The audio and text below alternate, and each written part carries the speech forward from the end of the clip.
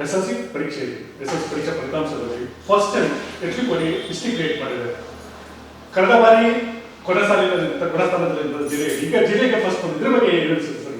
ನಮ್ಗೆ ಖುಷಿ ಆಗುತ್ತೆ. ಯಾಕಂದ್ರೆ ನಮ್ಮ ತಾಲೂಕು ಯಾವಾಗ ಕೂಡ ಲಾಸ್ಟ್ ಅಂತ ಕೇಳಿ ನಮಗೂ ಕೂಡ ಸ್ವಲ್ಪ ಅದು ಮುಜುಗರ ಆಗ್ತಿತ್ತು, ಸ್ವಲ್ಪ ಅವಮಾನ ಕೂಡ ಆಗ್ತಿತ್ತು. ಆದರೆ ಈ ಸರಿ ಎಲ್ಲ ಶಿಕ್ಷಕರು ಮತ್ತೆ ಮುಖ್ಯ ಶಿಕ್ಷಣಾಧಿಕಾರಿ, ಕ್ಷೇತ್ರ ಶಿಕ್ಷಣಾಧಿಕಾರಿ ಎಲ್ಲರೂ ಸೇರಿ ತುಂಬಾ ಶ್ರಮ ವಹಿಸಿ ಪೋಷಕರಿಗೆ ಸ್ವಲ್ಪ ಎಲ್ಲ ರೀತಿಯ ಮಾರ್ಗದರ್ಶನ ಕೊಟ್ಟು ಈ ತಾಲೂಕಿಗೆ, ಜಿಲ್ಲೆಗೆ ಮೊದಲನೇ ಸ್ಥಾನ ತಂದರೆ. ಹಾಗಾಗಿ ಇದೊಂಥರ ಹೆಮ್ಮೆ. ನಮ್ಮ ತಾಲೂಕು ಕೂಡ ಫಸ್ಟ್ ಇಡೀ ಜಿಲ್ಲೆಗೆ ಫಸ್ಟ್ ಬಂದಿರೋದು ಒಂಥರ ಹೆಮ್ಮೆ ಆಗಿದೆ. ಹಾಗಾಗಿ ಒಂಥರ ಖುಷಿ ಇದೆ. ಎಲ್ಲೋ ಒಂದು ಶಾಸಕರು ನಿರಂತರ ಪ್ರಯೋಗ ಮಾಡಿ ಈ ಒಂದು SLC ರಿಸಲ್ಟ್ ಬಗ್ಗೆ ಕಾರಣ ಅಂತ ಅನ್ಸುತ್ತೆ ಸರ್ ಇದು? ಅಲ್ಲ, ಹೌದು. ಯಾಕಂದ್ರೆ ಈಗ ಯಾವುದೋ ಒಂದು ಕ್ಷೇತ್ರದ ಜನಪ್ರತಿನಿಧಿಯಾಗಿ ಮೊದಲನೇ ಸ್ಥಾನದಲ್ಲಿರೋದು ಶಾಸಕರು. ಹಾಗಾಗಿ ಯಾವುದೋ ಒಂದು ಶಿಕ್ಷಣ ಇರ್ಬೋದು, ಆರೋಗ್ಯ ಇರ್ಬೋದು, ಯಾವುದೇ ಒಂದು ನಮ್ಮ ತಾಲೂಕಿನ ಯಾವುದೇ ಒಂದು ಒಳ್ಳೇದಾಗ್ಲಿ ಕೆಟ್ಟದಾಗ್ಲಿ ಅದನ್ನ ನಾವು ಫಸ್ಟ್ ಕೇಳೋದ್ರೆ ಶಾಸಕರ ಅಧಿಕಾರಿ ವರ್ಗದವ್ರನ್ನ ಕರೆಕ್ಟಾಗಿ ಹಾಕೊಂಡ್ರೆ ಈ ಥರ ಮಾಡ್ತಿದ್ದಾರೆ. ಯಾಕಂದ್ರೆ ಅವ್ರಿಗೂ ಕೂಡ 2 ಸಾರಿ ವಿಫಲರಾಗಿರೋದ್ರ, ಕ್ಷೇತ್ರ ಶಿಕ್ಷಣ ಬಂದಾಗ ವಿಫಲರಾಗಿರೋದು ಅವ್ರಿಗೂ ಮನದಾಗಿ ಅವರು ಕ್ಷೇತ್ರ ಶಿಕ್ಷಣಗಳು ಬದಲಾಯಿಸಿ ಅವರು ಕೂಡ ಒಂದು ಕೆಲವೊಂದು ಟಾಸ್ಕ್ ಕೊಟ್ಟು ಅದರಲ್ಲಿ ಯಶಸ್ವಿಯಾಗಿದ್ದಾರೆ. ಹಾಗಾಗಿ ಅದನ್ನ ನಾವು ಈ ವಿಷಯದಲ್ಲಿ ನಾವು ಅವ್ರನ್ನು ಕೂಡ ಅಭಿನಂದಿಸೋಕೆ ನಾನು ಇಷ್ಟಪಡ್ತೀನಿ. ವಿಪಕ್ಷಗಳು ಸರ್, ಸ್ವಲ್ಪ ನೀವು ಸೇರಿದಂತೆ ವಿಪಕ್ಷಗಳ JDS ಯಾರಾಗಲಿ ಬಿಜೆಪಿ ಆಗಿರಲಿ ಇದೇ ಒಂದು ವಿಚಾರವನ್ನು ಇಟ್ಕೊಂಡು ಶಿಕ್ಷಣದಲ್ಲಿ ಹೆಚ್ಚು ತಾಲೂಕು ಇದರಿಂದ ಮುಂದುವರಿದ್ದಾರೆ ಅನ್ನೋದು ಆ ಒಂದು ವಿಚಾರವನ್ನು ಇಟ್ಕೊಂಡು ಡೈರೆಕ್ಟ್ ಆಗಿ ಇವರು ಯಾರನ್ನ ಶಾಸನ ಟಾರ್ಗೆಟ್ ಮಾಡ್ತಾರೆ, ಅವರ ಕಾರ್ಯವೈಖರಿ ಬಗ್ಗೆ ಟೀಕೆ ಮಾಡ್ತಾರೆ. ಇವಾಗ ಪ್ರತಿಪಕ್ಷಗಳಿಗೆ ಒಂದು ಪ್ರತ್ಯುತ್ತರ ಕೊಟ್ಟಾಗ ಅಂತ ಅನಿಸುತ್ತೆ ಅವ್ರಿಗೆ. ಅಲ್ಲ, ಹೌದು. ನಮ್ಮ ಪ್ರತಿಪಕ್ಷವಾಗಿರೋದೇ ನಾವು ಯಾವ್ದನ್ನಾದ್ರೂ ಎತ್ತಿ ಅವ್ರಿಗೆ ಸ್ವಲ್ಪ ಎಚ್ಚರಿಕೆ ಕೊಡಬೇಕಲ್ಲ. ನಾವು ಏನಾಗಿರೋದು ತಪ್ಪು ಅಂತ ಹೇಳಿದ್ರೆ ಅವರು ಕೂಡ ಎಚ್ಚರಿಕೆ. ನಾವು ಹೇಳಿದಕ್ಕೂ ಕೂಡ ಅವರು ಅದಕ್ಕೆ ಅದು ನಮ್ಮ ಶ್ರಮನ ಕೂಡ ಇದೆ ಈ ರಿಸಲ್ಟ್ ಬರೋದಕ್ಕೆ. ಪ್ರತಿಪಕ್ಷಗಳ ಎಲ್ಲರೂ ನಮ್ಮ ದಳ ಇರ್ಬೋದು, ಬಿಜೆಪಿ ಇರ್ಬೋದು, ಮತ್ತೆ ಯಾವುದೇ ಸಂಘಟನೆಗಳಿರ್ಬೋದು, ಮತ್ತೆ ಸಾರ್ವಜನಿಕರು ಇರ್ಬೋದು, ಎಲ್ಲರೂ ಕೂಡ ಅದನ್ನು ನಾವು ಎಲ್ಲ ಪ್ರತಿಭಟಿಸಿ ಅದು ಸರಿ ಇಲ್ಲ ಅಂದಾಗ ಅದನ್ನ ಅವರು ಮನತಟ್ಟು ಹೌದು ನನ್ನ ಇದು ಒಂದು ಎಚ್ಚರಿಕೆ ಅಂತ ಹೇಳಿ ಅವರು ಕೂಡ ಅದಕ್ಕೆ ಪ್ರತಿಫಲ ಹಾಕಿ ಅದನ್ನ ಶ್ರಮವಹಿಸಿ ಇವತ್ತು ಪ್ರಥಮ ಸ್ಥಾನ ತಂದಕ್ಕೆ ಕಾರಣೀಭೂತರಾಗಿದ್ದಾರೆ. ಇದಕ್ಕೂ ಕೂಡ ಪ್ರತಿಪಕ್ಷಗಳು ಮತ್ತು ಸಾರ್ವಜನಿಕರು ಮತ್ತೆ ಎಲ್ಲ ಸಂಘಟನೆ ಕೂಡ ಇದಕ್ಕೆ ಯಶಸ್ವಿಗೆ ಕಾರಣ ಅಂತ ನನಗೆ ಅಂದ್ರೆ ವಿಪಕ್ಷಗಳ ಟೀಕೆಯಿಂದ ಎಚ್ಚೆತ್ತು ಶಾಸಕರು ಈ ರೀತಿ ಮಾಡ್ತಿದ್ದಾರೆ ಅಂತ ಅನ್ಸುತ್ತೆ ನಿಮಗೆ? ಯಾಕಂದ್ರೆ ಕಂಡ್ರೆ ಬುದ್ಧಿ ಪೂಜೆ ಮಾಡ್ತಿದ್ದಾರೆ. ಅಲ್ಲ, ಈಗ 3 ವರ್ಷ ಈಗ ಆಗ್ತಾ ಬಂತು. ಯಾಕಂದ್ರೆ ಸರ್ಕಾರ ಅವರದೇ ಇತ್ತು. ಯಾಕಂದ್ರೆ ನಾವು ಸ್ಟಾರ್ಟಿಂಗ್ ಇಂದನೇ ಕೂಡ ನಾವು ಹೇಳಿದಾಗ, ಯಾಕಂದ್ರೆ ಅವ್ರಿಗೂ ಕೂಡ ಕಾಲಾವಕಾಶ ಬೇಕು. ಯಾಕಂದ್ರೆ ಒಂದು ಅನುದಾನ ತರಬೇಕು ಅಂತಂದಾಗ ನಾವು ಕೂಡ ಕಾಲಾವಕಾಶ ಕೊಡಬೇಕು. ಯಾಕಂದ್ರೆ ಹೇಳಿದ ತಕ್ಷಣ ಯಾವುದೂ ಆಗಲ್ಲ. ಹಾಗಾಗಿ ಕೂಡ ನಾವು ಅವ್ರಿಗೂ ಕೂಡ ತಾಳ್ಮೆಯಿಂದ ಎಲ್ಲ ನಿಂತು, ಯಾಕಂದ್ರೆ ಪ್ರತಿಯೊಂದಕ್ಕೂ ಕೂಡ ಪ್ರತಿಭಟಿಸದೆ ಮತ್ತೆ ಅವ್ರನ್ನ ನಿಗಾಯಿಸದೆ ದೊಡ್ಡ ಸಾಧನೆ ಅಲ್ಲ. ಹಾಗಾಗಿ ಕೂಡ ನಾವೇನಂತಂದ್ರೆ ಎಲ್ಲರೂ ಕೂಡ ಒಂದು ಅವಕಾಶ ಕೊಟ್ಟು ಅವ್ರನ್ನ 3 ವರ್ಷ ಆಗಿದೆ ಅಂತ ಕೇಳೋದು ನಮ್ದು ಕೂಡ ಹಕ್ಕು. ಹಾಗಾಗಿ ಎಲ್ಲ ಕೇಳಿದ್ವಿ. ಅದಕ್ಕೆ ಅವರು ಕೂಡ ಅವ್ರದ್ದು ಶ್ರಮ. ಯಾಕಂದ್ರೆ ಅವ್ರನ್ನ ತಾಲೂಕಿನ ಜನ ಆಯ್ಕೆ ಮಾಡಿದ್ದಾರೆ. ಅವ್ರನ್ನು ಕೂಡ ನಾವು ತಾಲೂಕಿನ ನಮ್ಮ 2 ಸತಿ ಅವ್ರ ತಂದೆಯವ್ರನ್ನ ಮತ್ತೆ 2 ಸತಿ ಅವ್ರನ್ನು ಕೂಡ ಆಯ್ಕೆ ಮಾಡಿದ್ರೆ ಅದು ಅವ್ರ ಜವಾಬ್ದಾರಿ ಆಗಿತ್ತು. ಅವರು ಕೂಡ ಕೆಲಸ ಮಾಡ್ತಾ ಇರ್ಬೋದು. ಬಟ್ ಗುದ್ಲಿ ಪೂಜೆಗಳು ಅದು ಗುದ್ಲಿ ಪೂಜೆಗೆ ಇರುತ್ತೋ ಇಲ್ಲ ಅದನ್ನ ಇಂಪ್ಲಿಮೆಂಟ್ ಆಗುತ್ತೆ ಅಂತ ಕಾಲ್ ಮಾಡೋದು ಮುಂದೆ. ಯಾಕಂದ್ರೆ ನಾವು ಕೂಡ ಕೆಲವೊಂದನ್ನ ಮಾಹಿತಿ ತಗೊಳ್ತಾ ಇದ್ವಿ. ಅದು ಮುಂದಿನ ದಿನ ಸಾರ್ವಜನಿಕರು ಚರ್ಚೆ ಮಾಡಿ. ಕಳೆದ ವಿಧಾನಸಭಾ ಚುನಾವಣೆಯಲ್ಲಿ JDS ಅಭ್ಯರ್ಥಿಗೆ ಸ್ಪರ್ಧಿಸಿದ ಜಯಪ್ರಕಾಶ್ ಚಿಕ್ಕಣ್ಣ ಇತ್ತೀಚೆಗೆ ಯಾಕೋ ಮಂಕಾಗಿದೆ, ಎಲ್ಲೋ ಕಾಣಿಸ್ಕೊತಿಲ್ಲ, ಕೆಲವೊಂದು ಚಟುವಟಿಕೆಗಳು ಮಾತ್ರ ಕಾಣಿಸ್ಕೊತಿದ್ದಾರೆ ಹೇಳಿ ಒಂದು ಟಾಕ್ ಮಾಡಿದ್ದೀರಿ ಸರ್? ಇಲ್ಲ, ಮಂಕಾಗಿದೆ ಅಂತೇನಿಲ್ಲ. ನಾನು ಎಲ್ಲಾ ಕಾರ್ಯಕ್ರಮದಲ್ಲಿ ದಿನನಿತ್ಯ ಚಟುವಟಿಕೆ ಇದ್ದೇ ಇದ್ದೀನಿ. ಕೆಲವೊಬ್ರು ಅವರ ಅಭಿಪ್ರಾಯದಲ್ಲಿ ಅವ್ರು ಹೇಳ್ತಾರೆ, ಅದಕ್ಕೆ ನಾನು ಅದಕ್ಕೆ ಆಸ್ಪದ ಕೊಡೋದಕ್ಕೆ ಆಗಲ್ಲ. ಆದ್ರೆ ನಾವು ಸಕ್ರಿಯವಾಗಿ ರಾಜಕಾರಣದಲ್ಲಿ ಇದ್ದೀವಿ. ನಾವು ಸಕ್ರಿಯವಾಗಿ ದಿನನಿತ್ಯ ರಾಜಕಾರಣ ಮಾಡ್ತಾ ಇದ್ದೀವಿ. ನಾವು ರಾಜಕಾರಣ ಮಾಡೋಕ್ಕೆ ಕುಟುಂಬದಲ್ಲಿ ಇದ್ದೀವಿ. ನಮ್ಗೆ ಎಲ್ಲಿ ತನಕ ನಾವು ನಮ್ಮ ರಿಸರ್ವೇಶನ್ ಇರ್ತದೋ ಅಲ್ಲಿ ತನಕ ನಾವು ರಾಜಕಾರಣದಲ್ಲಿ ಮುಂಚೂಣಿ ಇರ್ತೀವಿ. ಅಂದ್ರೆ ಜಯಪ್ರಕಾಶ್ ನಾಳೆ ನಿಗೂಢವಾಗಿದೆ ಅಂತ ಅನ್ಸುತ್ತೆ ನಿಮಗೆ? ನಿಗೂಢವಾಗಿಲ್ಲ. ಅಭ್ಯರ್ಥಿ ಆಗ್ತೀನಿ ನಾನು ಎಲ್ಲ ಕೂಡ ಹೇಳಿದ್ದೀನಿ, ಅಭ್ಯರ್ಥಿ ಆಗಿ ಆಗ್ತೀನಿ. ಸರ್, ಈಗ ನೀವು ಹೇಳ್ತೀರಾ ನಾನು JDS ಮುಖಂಡ NDA ಅಭ್ಯರ್ಥಿ ಅಂತ ಹೇಳ್ತೀರಾ. ಬಟ್ ನೀವು JDS ಕಾರ್ಯಕ್ರಮಗಳಲ್ಲಿ ಚಟುವಟಿಕೆಗಳಲ್ಲಿ ಪಕ್ಷದ ಎಲ್ಲ ನಡೆದಂತ ಯಾವುದೋ ಒಂದು ವೇದಿಕೆಗಳಲ್ಲಿ ಕಾಣಿಸ್ಕೊಳ್ಳಲ್ಲ. ಇದ್ರ ಅರ್ಥ ಏನು ಸರ್ ಇದು? ಅಲ್ಲ, ಈಗ ನಮ್ಗೆ ಕರೆದಿಲ್ಲ, ನಾವು ಬಂದಿಲ್ಲ. ಅದು JDS ಅಲ್ಲಿ ಇದ್ದೀವಿ. ಈಗ JDS ಅಲ್ಲಿ ಇದ್ದಾರಂತ ಸತ್ಯ. ನಾವು ಇನ್ನೂ ಯಾವುದೋ ಪಕ್ಷಕ್ಕೆ ಹೋಗಿಲ್ಲ. ನಾವು ಕರೆದಿಲ್ಲ ಅಂದ್ರೆ ಹೋಗಿಲ್ಲ ಅಷ್ಟೇ. ನಾವು ಸಾರ್ವಜನಿಕರು JDS ಅಲ್ಲಿ ಇದ್ದೀವಿ. ನಮ್ಮ ಸಂಘಟನೆ ಮಾಡ್ತೀವಿ. ಮುಂದಿನ ನಿರ್ಧಾರದಲ್ಲಿ ನಾವು ಏನು ತೀರ್ಮಾನ ಮಾಡಬೇಕು ಅದು ನಮ್ಮ ತಾಲೂಕಿನ ಎಲ್ಲ ಜನಗಳನ್ನ ವಿಶ್ವಾಸ ತಗೊಂಡು ನಮ್ಮ ಇಲ್ಲಿ ತನಕ ನಮ್ಮ ಆಶಯ ಕೊಟ್ಟು ನಮ್ಮನ್ನ ಬೆಳೆಸಿ ನಮ್ಮ ಇಲ್ಲಿ ತನಕ ಮೇಲೆ ತರೋ ನಮ್ಮ ತಾಲೂಕಿನ ಅದು ಮುಂದಿನ ದಿನದಲ್ಲಿ ಎಲ್ಲರನ್ನು ಕೂರಿಸಿ ಎಲ್ಲರನ್ನು ಕೇಳಿ ಈ ಥರ ಆಗೈತೆ ಅಂತ ಹೇಳ್ಬಿಟ್ಟು ಮುಂದಿನ ಏನು ನಿರ್ಧಾರ ಮಾಡ್ತಾರೆ ನಮ್ಮ ತಾಲೂಕಿನ ಜನ ನಿರ್ಧಾರ ಮಾಡ್ತಾರೆ. ಕಳೆದ ವಿಧಾನಸಭಾ ಚುನಾವಣೆ JDS ಪಕ್ಷದಿಂದ ಸ್ಪರ್ಧೆ ಮಾಡಿದ್ವಿ. ಬಟ್ ಇವಾಗ ಏನು ಕಲಿಕೆ ಅಂತ ಅರ್ಥ ಆಗ್ತಿಲ್ಲ. ಏನಾದ್ರು ಬೇಸರ ಸಿಕ್ಕೊಂಡಿದೆಯಾ, ಬೇರೆ ಏನಾದ್ರು ಕೈವಾಡ ಇದೆಯಾ, ಕಾರಣಕ್ಕೆ ಕೆಲಸ ಮಾಡ್ತಿದ್ವಾ, ನಿಮ್ಮನ್ನೊಂದು ರಾಜಕೀಯವಾಗಿ ತೊಳಿಬೇಕಿರೋ ಮಟ್ಟದಲ್ಲಿ ಏನಾದ್ರು ಇದೆಯಾ ಸರ್? ಅಲ್ಲಲ್ಲ, ಅದನ್ನ ನೀವು ಯಾರು ಕರೆದಿಲ್ಲ ಅವ್ರಿಗೆ ಹೇಳ್ಬೇಕು ಅಷ್ಟೇ ಹೊರತದ್ದು ನಾನಲ್ಲ. ಬಟ್ ತುಳಿತಾರೆ ಅನ್ನೋದಕ್ಕೆ ನಾನು ಆಲ್ರೆಡಿ ಒಂದ್ ಕಡೆ ಹೇಳಿದ್ದೀನಿ. ಒಂಥರ ಉಳಿದು ನೀವು ತುಳಿತಾ ಇದ್ದಷ್ಟು ಅದು ಹಸಿರಾಗಿ ಇರುತ್ತೆ, ತುಳಿದವ್ರು ವಾಪಸ್ ಹೋಯ್ತಾ ಇರ್ತಾರೆ, ತುಳಿಯೋರು ಯಾವಾಗ ಅಲ್ಲಿ ನಿಂತಿರಲ್ಲ. ಬಟ್ ನಾನು ಹಸಿರಾಗಿ ಇರ್ತೀನಿ, ನೀವು ಎಷ್ಟೇನೋ ತುಳಿದ್ರು ನಾನು ಒಂಥರ ಹುಲ್ಲಾಗಿ ಬೆಳಿತೀನಿ ಅಂತ. ಈಗ ಸರ್ ಕೃಷ್ಣ ಹಾಕಿದ್ದಾರೆ, ಅವರೇ ವೇದಿಕೆಗಳಲ್ಲಿ ಡಿ.ಕೆ. ಕುಮಾರಸ್ವಾಮಿ ಆಗಿರ್ಬೋದು, ಮತ್ತೆ ಕೆಲವೊಂದು ಪಕ್ಷ ನಾಯಕರು ಹೇಳ್ತಿದ್ದಾರೆ ನೆಕ್ಸ್ಟ್ ಶಾಸಕರಾಗ್ತಾರೆ ಅಂದ್ರೆ ಟಿಕೆಟ್ ಅಂತ ಹೇಳ್ತಿಲ್ಲ ಅವರು, ಇಂಡೈರೆಕ್ಟ್ ಆಗಿ ನೆಕ್ಸ್ಟ್ ಶಾಸಕರಾಗ್ತಾರೆ ಅಂತ ಹೇಳ್ತಿದ್ದಾರೆ. ಇದು ಅರ್ಥ ಏನು ಸರ್? ಬಗ್ಗೆ ಇಂಡಿಯಾ ಕಾರಣ ಅಲ್ಲ, ನಾನು ಹೇಳಕ್ಕಾಗಲ್ಲ ಎನ್ ಡಿ ಅಭ್ಯರ್ಥಿ ಅವರು ಅಂತ ಅಂದ್ಬಿಟ್ಟು. ನಾನು ಅಭ್ಯರ್ಥಿ ಆಗ್ತೀನಿ, ನಾನು ಹೇಳ್ತೀನಿ. ಯಾರು ಹೇಳಿದ್ರೆ ಅವ್ರನ್ನ ಕೇಳಿದ್ರೆ ಉತ್ತರ ಕನ್ನಡ ಸಿಗುತ್ತೆ. ಬಟ್ ನಾನು ಎನ್ ಡಿ ಅಭ್ಯರ್ಥಿ ಆಗೋದು ಶತಸಿದ್ಧ ಅಭ್ಯರ್ಥಿ ಆಗೇ ಆಗ್ತೀನಿ. ಅಲ್ಲ ಸರ್, ಇದು ಯಾವ ರೀತಿಯಿಂದ ಅರ್ಥ ಆಗ್ತಾ ಇಲ್ಲ, ರಾಜಕೀಯ ಅರ್ಥ ಆಗ್ತಾ ಇಲ್ಲ ನಮಗೆ. ಯಾಕಂದ್ರೆ ನೀವು ಜೆಡಿಎಸ್ ಇಂದ ದೂರ ಇದ್ದೀರಾ, ಇನ್ನೂ ಬಿಜೆಪಿ ಕಾಲಿಟ್ಟಿಲ್ಲ, ಬಿಜೆಪಿ ಹೋಗ್ತೀನಿ ಅಂತಾರೆ, ಇನ್ನೂ ಒಂದು ಸ್ಪಷ್ಟವಾದ ನಿಂತುಕೊಂಡಿಲ್ಲ. ಅರ್ಥ ಗೊತ್ತಾಗ್ತದೆ ಸರ್ ಇದು. ಯಾಕಂದ್ರೆ ನಿಮ್ಮ ಒಂದು ನಡೆ ಇಲ್ಲ, ಕಾರ್ಯಕರ್ತರು ಸ್ವಲ್ಪ ಗೊಂದಲ ಆಗಿದ್ದಾರೆ, ನಿಮ್ಮನ್ನು ನಂಬಿರುವಂತವರು ಸ್ಥಳೀಯರು ಕೆಲವರು ಇದ್ರ ಬಗ್ಗೆ ಹೇಳ್ತಾರೆ ಸರ್. ಕಾರ್ಯಕರ್ತರು ಸ್ಪಷ್ಟ ಮಾಹಿತಿ ಕೊಡೋದಾದ್ರೆ ಇಲ್ಲ, ನಮ್ಮ ನಂಬಿರೋರಿಗೆ ಗೊತ್ತು. ಚಿಕ್ಕಣ್ಣವ್ರ ಮನೆಯವರು ಯಾವತ್ತಿದ್ರು ರಾಜಕಾರಣ ಮಾಡೇ ಮಾಡ್ತಾರೆ, ಯಾವುದೇ ಕಾರಣಕ್ಕೂ ಬೇರೆ ತರ ಕಮಿಟ್ಮೆಂಟ್ ರಾಜಕಾರಣ ಇಲ್ಲ ಅಂತ ಅಂದ್ಬಿಟ್ಟು. ಹಾಗಾಗಿ ನಮ್ಮ ನಂಬಿರೋರು ಯಾವತ್ತೂ ಕೂಡ ಚಿಕ್ಕಣ್ಣವ್ರ ಮನೆಯವರು ರಾಜಕಾರಣದಲ್ಲಿ ಇರ್ತಾರೆ ಅಂತ ನಮಗೂ ಗೊತ್ತು, ಮತ್ತು ನನ್ನ ಜೊತೆಗಿರೋ ನನ್ನ ಸ್ನೇಹಿತರು ಎಲ್ಲರೂ ಗೊತ್ತು. ನಾವು ರಾಜಕಾರಣದಲ್ಲಿ ಸ್ಪಷ್ಟವಾಗಿ ಹೇಳ್ತಾ ಇದ್ದೀನಿ, ನಾವು ರಾಜಕಾರಣದಲ್ಲಿ ಎಲ್ಲಿ ತನಕ ನಮ್ದು ರಿಸರ್ವೇಶನ್ ಇತ್ತು ಅಲ್ಲಿ ತನಕ ನಾವು ರಾಜಕಾರಣದಲ್ಲಿ ಇರ್ತೀವಿ. ನಾನು ಮುಂದೆ ಅಭ್ಯರ್ಥಿ ಆಗೋದು ಶತಸಿದ್ಧ. ಕೆಲವು ದಿನಗಳಿಂದ ಹೇಳ್ತೀವಿ ಸರ್, ಆದಷ್ಟು ಏಪ್ರಿಲ್ ಅಥವಾ ಬೇಗ ನಾನು ಬಿಜೆಪಿ ಹೋಗ್ತೀನಿ ಅಂತ ಹೇಳಿದ್ವಿ. ಬಟ್ ಏನು ಪೋಸ್ಟ್ಪೋನ್ ಆಯ್ತು ಅಂತ ಗೊತ್ತಾಗ್ತಿಲ್ಲ. ಯಾಕಂದ್ರೆ ಅವ್ರ ಕಡೆಯಿಂದ ಸ್ಪಷ್ಟ ಮಾಹಿತಿ ಸಿಗ್ತಿಲ್ವಾ, ಹೆಂಗೆ ಏನೋ ಒಂದು ಡಿಮ್ಯಾಂಡ್ ಇಟ್ಟಿದ್ದಾರೆ, ನನಗೆ ಟಿಕೆಟ್ ಕೊಟ್ಟ ಮಾತ್ರ ಬಿಜೆಪಿ ಬರ್ತಾರೆ ಅನ್ನೋದು ಆ ರೀತಿ ಡಿಮ್ಯಾಂಡ್ ಇದೆ ಸರ್. ನಾನು ಎಲ್ಲೂ ಹೇಳಿಲ್ಲ ಬಿಜೆಪಿ ಹೋಗ್ತೇನೆ ಅಂತ, ನಾನು ಎಲ್ಲೂ ಹೇಳೇ ಇಲ್ಲ. ನಾನು ಎನ್ ಡಿ ಅಭ್ಯರ್ಥಿ ಅಂತ ಹೇಳಿದ್ದೀನಿ ಹೊರತು ನಾನು ದಳದಲ್ಲಿದ್ದೀನಿ ಅಂತ ಹೇಳಿದ್ದೀನಿ. ಬಟ್ ಅವರು ಕೊಟ್ಟಿದ್ದಾರೆ, ಬಟ್ ಹೋಗೋದು ಬಿಡೋದು ಮುಂದೆ ನಾನು ಕಾರ್ಯಕರ್ತ ಅಭಿಪ್ರಾಯ ಸಂಗ್ರಹ ಮಾಡಿ ಹೇಳ್ತೀನಿ ಅಂತ ನಮ್ಮ ಒಂದು ಚಾನಲ್ ಅದು ಸತ್ಯ, ಅದು ಒಪ್ಕೊಳ್ತೀನಿ. ಯಾಕಂದ್ರೆ ನಾನು ಏನೇ ನನ್ನ ನಿರ್ಧಾರ ತಗೋಬೇಕಂದ್ರೆ ನನ್ನ ಭವಿಷ್ಯ ಉತ್ಸವ ನನ್ನ ತಾಲೂಕಿನ ಜನ. ಹಾಗಾಗಿ ನಾನು ಏನೇ ಕೇಳಬೇಕು ಅಂದ್ರೂ ಇಷ್ಟು ವರ್ಷ ನಾವು ಜನಗಳ ಮಧ್ಯೆ ಇದ್ದು ಜನಗಳ ಜೊತೆ ಆಶೀರ್ವಾದ ತಗೊಂಡು ಇವತ್ತು ನಾವು ರಾಜಕಾರಣ ಮಾಡೋದು. ಹಾಗೆ ನಮ್ಮ ಮುಂದಿನ ಏನೇ ನಿಲ್ಲಿದ್ರು ನನ್ನ ತಾಲೂಕಿನ ಎಲ್ಲ ಮತದಾರರನ್ನ, ನನ್ನ ಸಾರ್ವಜನಿಕರನ್ನ ನಾನು ಕೇಳಿ ನಾನು ನಿರ್ಧಾರ ಮಾಡೋದು. ಅದು ಮುಂದಿನ ಅವಕಾಶ ಬರುತ್ತೆ. ಯಾಕಂದ್ರೆ ಈಗ ಯಾವ ಸದ್ಯಕ್ಕೆ ಏನಿಲ್ಲ, ನಮ್ದು ಏನಂದ್ರೆ ನಾವು ಸಂಘಟನೆ ಮಾಡಬೇಕು, ನಾನು ಜನಗಳ ಹತ್ರ ವಿಶ್ವಾಸ ಗಳಿಸಬೇಕು, ನಾನು ಜನಗಳ ಆಶೀರ್ವಾದ ಕೇಳಬೇಕು. ಅದಕ್ಕೆ ನಾನು ಪ್ರತಿನಿತ್ಯ ಜನಗಳ ಆಶೀರ್ವಾದ ಕೇಳಕ್ಕೆ ನಾನು ಹೋಗ್ತಾ ಇದ್ದೀನಿ. ಮುಂದೆ ತಾಲೂಕಿನ ಜನ ಏನ್ ಹೇಳ್ತಾರೆ ಅದಕ್ಕೆ ನಾನು ಬದ್ಧವಾಗಿರ್ತೀನಿ. ನಿರ್ಧಾರ ನನ್ನ ತಾಲೂಕಿನ ಜನಗಳ ನಿರ್ಧಾರ ಆಗಿರ್ತದೆ. ನೀವು ಒಂದಿನ ಸರ್ ಒಂದು ವೇಳೆ ಬಿಜೆಪಿ ಆಹ್ವಾನ ಮಾಡ್ತಾ ಹೋಗ್ತೀನಿ, ಕಾರ್ಯಕರ್ತ ಬೆಂಬಲ ಸಂಘ ಮಾಡಿ ಹೋಗ್ತೀನಿ ಅಂತೀರಾ. ಬಟ್ ಇತ್ತೀಚೆಗೆ ನೀವು ಶಾಸಕರ ಕಾರ್ಯವೈಖರಿ ಉಗ್ರದಾಗ್ಲಿ ಮತ್ತೊಂದಾಗ್ಲಿ ಅಂದ್ರೆ ಶಾಸಕರ ಒಂದು ಸಾಫ್ಟ್ವೇರ್ ತೋರಿಸ್ತಿದ್ದಾರೆ ಅಂತ ಒಂದು ಮಾತ್ರ ಕೇಳಿ ಬರ್ತಿದೆ. ಯಾಕಂದ್ರೆ ಚಿಕ್ಕಣ್ಣವರಾಗಿರೋ ಸಹ ಒಂದು ವಾಲ್ಮೀಕಿ ಜಯಂತಿ ಪೂರ್ವಭಾವಿ ಸಭೆಯಲ್ಲಿ ಹೋಗುತ್ತಿದ್ದಾರೆ, ಮತ್ತೆ ವಾಲ್ಮೀಕಿ ಜಯಂತಿ ಸಭೆ ವೇದಿಕೆಯಲ್ಲಿ ಹೋಗುತ್ತಿದ್ದಾರೆ. ಏನಾಗ್ತಾ ಸರ್ ಅರ್ಥ ಆಗ್ತಾ ಇದೆ ಜನರಿಗೆ? ಅಲ್ಲ, ನಾವು ಎಲ್ಲೂ ಹೋಗ್ಲೇ ಇಲ್ಲ. ನಾವ್ ಯಾಕಂದ್ರೆ ಅವ್ರನ್ನ ಎಲ್ಲೂ ಹೋಗ್ಲೂ ಇಲ್ಲ. ಸರ್, ಈಗ ಶಾಸಕರ ಕಾರ್ಯವೈಖರಿ ಶಾಸಕ ಚೆನ್ನಾಗಿ ಮಾಡ್ತಿದ್ದಾರೆ, ನಾನು ಬ್ಲೇಮ್ ಮಾಡಿದ್ರೆ ಏನಾಗ್ತದೆ ಸರ್?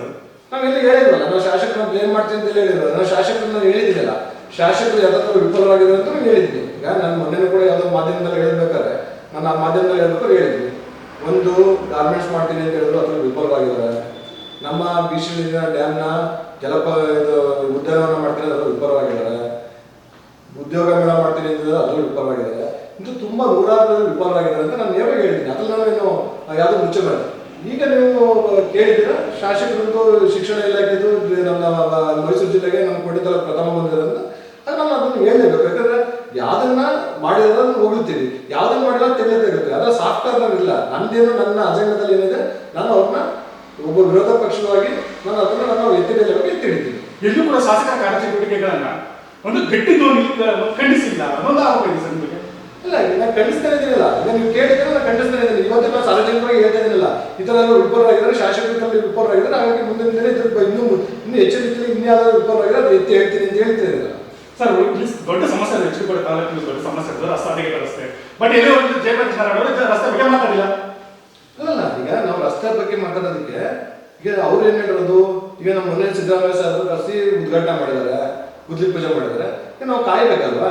ಈಗ ಸಿದ್ದರಾಮಯ್ಯ ಮುಖ್ಯಮಂತ್ರಿಗಳ ಬಂದು ಉದ್ಘಾಟನೆ ಮಾಡಿದ್ಮೇಲೆ ಈಗ ಅವ್ರು ಮಾಡ್ತಾರೆ ಅಂತ ಕಾಯ್ತಿದ್ದೀವಿ. ಮಾಡಿ ಅಂತ ಹೇಳ್ತೀವಿ. ಈಗ ನಾವು ಈ ಜನಕ್ಕೆ ಏನ್ ಹೇಳ್ತಾರೆ, ಜನಗಳಿಗೆ ನಾವು ಕೇಳಿದಾಗ ಈಗ ಅವ್ರು ಮಾಡ್ತೀನಿ ಅಂತ ಹೇಳಿದ್ರೆ ಗುದ್ಲಿ ಪೂಜೆ ಸಿದ್ದರಾಮಯ್ಯ ಸಾಹೇಬ್ ಬಂದು ಮಾಡೋದ್ರೆ ಸ್ವಲ್ಪ ತಾಳ್ಮೆ ಇಲ್ಲ ಅಂತ ಹೇಳ್ತಾರೆ. ಅದಕ್ಕೆ ನಾವು ತಾಳಿದವನ್ನ ಬಾಳಿಯನ್ನು ಅಂತ ಹೇಳ್ತಾರಲ್ಲ, ಹಾಗೆ ಅವ್ರು ಏನ್ ಮಾಡ್ತಾರೆ. ಈಗ ಮೊನ್ನೆ ತಾನೇ ಸಿದ್ದರಾಮಯ್ಯ ಸಾಹೇಬ್ ಬಂದು ಉದ್ಘಾಟನೆ ಮಾಡೋರೆ, ಉದ್ಘಾಟನೆ ಮಾಡಿ ಈಗ ಹೋಗಿದ್ದಾರೆ. ಈಗ ನೋಡೋಣ, 4-5 ತಿಂಗಳು ಕಾದ್ ಮಾಡೋಣ ಏನೇನ್ ಮಾಡ್ತಾರೆ, ಏನೇನ್ ಆಗಿದಾರು, ಉದ್ಘಾಟನೆ ಮಾಡಿದ್ರೆ ಯಾವ್ದು ಸರಿ ಯಾವ್ದು ಮಾಡಿಲ್ಲ ಅಂತ ಆಮೇಲೆ ಮುಂದೆ ಮಾತಾಡ್ತೀನಿ. ಸಾರ್ವಜನಿಕ ನಿಮ್ಮ ಮಾಧ್ಯಮ ಮುಖಾಂತರ ಹೇಳ್ತೀನಿ. ಆಲ್ರೆಡಿ ಸರ್ ಈಗ ಅಧಿಕಾರಕ್ಕೆ ಶಾಸಕರಿಗೆ 8 ವರ್ಷ ಬರ್ತಿದೆ, ಮತ್ತೆ ಅವ್ರ ಕುಟುಂಬಕ್ಕೆ 3 ಅಧಿಕಾರ ಕೊಟ್ಟಿದ್ರೆ ಇನ್ನು ಎಷ್ಟು ವರ್ಷ ಬೇಕು ಸರ್ ಅವ್ರಿಗೆ? ಇನ್ನು ಎಷ್ಟು ವರ್ಷ ಸಮಯ ಕೊಡ್ತಾರೆ ಶಾಸಕರಿಗೆ ನೀವು ಕೆಲಸ ಮಾಡಕ್ಕೆ? ಅಲ್ಲ, ಅದು ನಾನು ಅದನ್ನ ಹೇಳಕ್ಕಾಗಲ್ಲ. ಯಾಕಂದ್ರೆ ಅದನ್ನ ತಾಲೂಕಿನ ಜನ ನಿರ್ಧಾರ ಮಾಡೋದು, ಮತದಾನ ಮಾಡೋದು ಸಾರ್ವಜನಿಕರು. ಅವ್ರಿಗೆ ಎಷ್ಟು ವರ್ಷ ಕೊಡ್ತಾರೆ, ಏನು ಕೊಡ್ತಾರೆ ಅನ್ನೋದು ನಿರ್ಧಾರ ಮಾಡ್ಕೊಳ್ತಾರೆ. ನಾನು ನನ್ನ ಬಗ್ಗೆ ಕೇಳ್ಬೋದು, ನನಗೊಂದು ಅವಕಾಶ ಕೊಡಿ, ನಾನು ಕೇಳ್ತೀನಿ. ಅವ್ರಿಗೆ ಯಾಕೆ ಕೊಡಬೇಡಿ ಅಂತ ಕೇಳಕ್ಕೆ ನನಗೆ ರೈಟ್ಸ್ ಇಲ್ಲ. ಯಾಕಂದ್ರೆ ನನ್ನೊಬ್ಬ ಅಭ್ಯರ್ಥಿಯಾಗಿ ಇದ್ಕೊಂಡು ನನಗೆ ಆಶೀರ್ವಾದ ಮಾಡಿ ನಿಮ್ಮ ಮನೆ ಮಗನಾಗಿರ್ತೀನಿ, ನಿಮ್ಮ ಸೇವೆ ಮಾಡೋಕ್ಕೆ ನನಗೊಂದು ಅವಕಾಶ ಕೊಡಿ, ನಾನು ಕೇಳ್ತೀನಿ. ಎಷ್ಟು ವರ್ಷ ಯಾಕೆ ಕೊಟ್ಟಿದ್ದಾರೆ ನಾನು ಕೇಳಕ್ಕೆ ನನಗೆ ರೈಟ್ಸ್ ಇರಲ್ಲ. ಹಾಗಾಗಿ ಅದನ್ನು ನನ್ನ ತಲೆಗೆ ನಿರ್ಧಾರ ಮಾಡಬೇಕು. ಹಾಗೆ ಮುಂದಿನ ಸತಿ ಬದಲಾವಣೆ ಬಯಸ್ತಾರೆ ಅಂತ ನಾನು ಕೂಡ ಅಪೇಕ್ಷೆ ಪಟ್ಟಿದ್ದೀನಿ.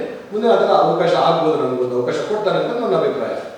ಇತ್ತೀಚೆಗೆ ಹೇಳ್ತಿದ್ರ ಶಾಸಕರ ಕಾರ್ಯಕ್ಷೇತ್ರ ವಿರೋಧ ಮಾಡ್ತಿದ್ರ, ಜೊತೆಗೆ ನೀವು ಏನಂತಂದ್ರೆ ಅವರ ಒಂದು ಕುಟುಂಬದ ಕಾರ್ಯಕ್ರಮಗಳಲ್ಲಿ ಭಾಗಿಯಾಗ್ತಿದ್ದಾರೆ. ಇದೊಂದು ಕಾರ್ಯಕರ್ತರಲ್ಲಿ ಗೊಂದಲ ಸೃಷ್ಟಿ ಮಾಡಿದೆ ಸರ್. ಇಲ್ಲ, ಈಗ ನಾವು ಯಾವುದೇ ಒಂದು ವಿಚಾರದಾಗಲಿ, ಯಾವುದೇ ಒಂದು ಕಾರ್ಯಕ್ರಮದಾಗಲಿ ಅದು ಪಕ್ಷಾತೀತವಾಗಿ, ಯಾಕಂದ್ರೆ ನಾವು ರಾಜಕಾರಣ ಬಂದಾಗ ನಾವು ರಾಜಕಾರಣ ಮಾಡ್ತೀವಿ. ಈಗ 75 ವರ್ಷದ ಹುಟ್ಟುಹಬ್ಬ ಮಾಡಿದ್ರು ಯಡಿಯೂರಪ್ಪ ಸಾಹೇಬರು, ಸಿದ್ದರಾಮಯ್ಯ ಸಾಹೇಬರು ಹೋಗಿದ್ರು. ಸಿದ್ದರಾಮಯ್ಯ ಸಾಹೇಬರು ಯಡಿಯೂರಪ್ಪ ಸಾಹೇಬ್ರ ಬಗ್ಗೆ ಎಲ್ಲ ರೀತಿ ಹೇಳಿದ್ರು. ಅವ್ರು ಯಾವ ಥರ ಹೋರಾಟ ಮಾಡ್ಕೊಂಡು ಬಂದ್ರು, ಯಾವ ಥರ ಅಂದ್ಬಿಟ್ಟು. ದೇವೇಗೌಡರು ಸಾಹೇಬ್ ಹುಷಾರಾದ್ರೆ ಸಿದ್ದರಾಮಯ್ಯ ಸಾಹೇಬರು ಮಾಡ್ಕೊಂಡು, ಕುಮಾರಣ್ಣವರು ಕೂಡ ಯಾರೆಲ್ಲ ಯಡಿಯೂರಪ್ಪ ಸಾಹೇಬ್ರ ಮನೆಗೆ ಹೋಗ್ತಾರೆ, ಸಿದ್ದರಾಮಯ್ಯ ಸಾಹೇಬರು ಸಿಕ್ಕಾಗ ಅಲ್ಲೂ ಮಾತಾಡ್ತಾರೆ. ರಾಜಕಾರಣದಲ್ಲಿ ಇದು ಕರೆದಾಗ ಹೋಗೋದು ನಮ್ಮ ಸಹಜ. ಯಾಕಂದ್ರೆ ಈಗ ನಾವು ಯಾರಾದ್ರು ಸತ್ತಾಗ ಅಂದರೆ ನಾವು ಬೇರೆ ಪಕ್ಷದ ತೀವ್ರಗಾರದಾಗ ಬರಬೇಡಿ ಹೋಗ್ತಾ ಇದ್ರೆ ಅದೊಂಥರ ಸಾರ್ವಜನಿಕವಾಗಿ ಚೆನ್ನಾಗಿರಲ್ಲ.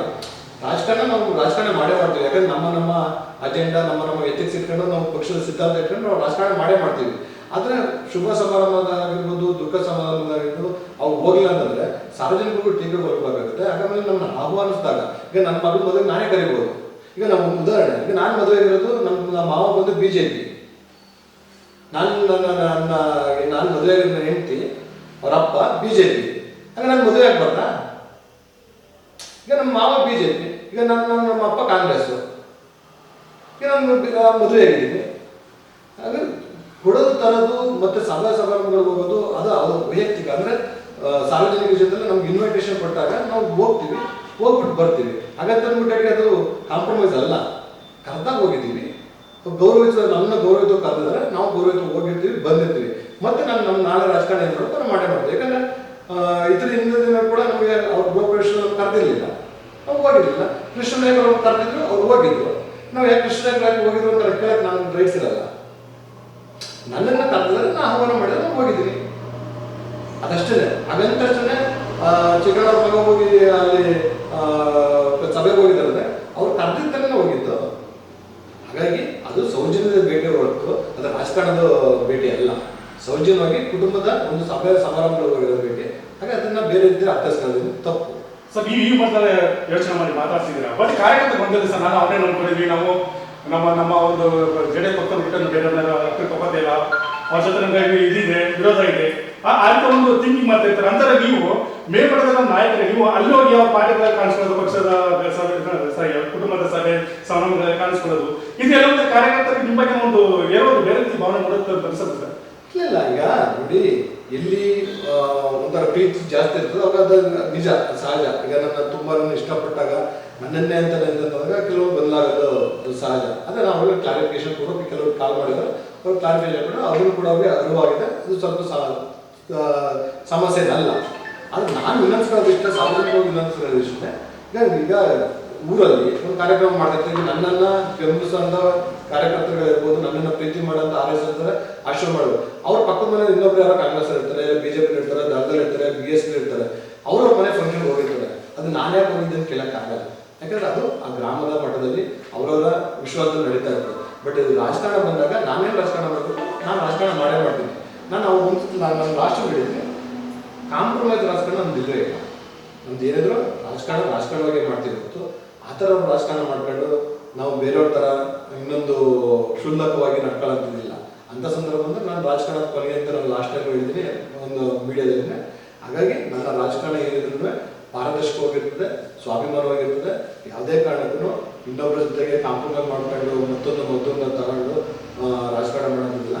ಅಭ್ಯರ್ಥಿ ಆದರೆ ನಾನು ಖಂಡಿತ ನನ್ನ ಅಭ್ಯರ್ಥಿಯಾಗಿಯೇ ಕಣಕ್ಕಿಳಿತೀನಿ. ಅಂಥ ಸಂದರ್ಭ ಬಂದರೆ ನಾನು ರಾಷ್ಟ್ರ ಹೇಳಿದ್ದೀನಿ, ನಾವು ರಾಜಕಾರಣ ಅವತ್ತು ನಮ್ಮದು ಕೊನೆಯಾಗಿರುತ್ತೆ. ಯಾವುದೇ ಕಾರಣಕ್ಕೂ ರಾಜಕಾರಣ ಬರಲ್ಲ.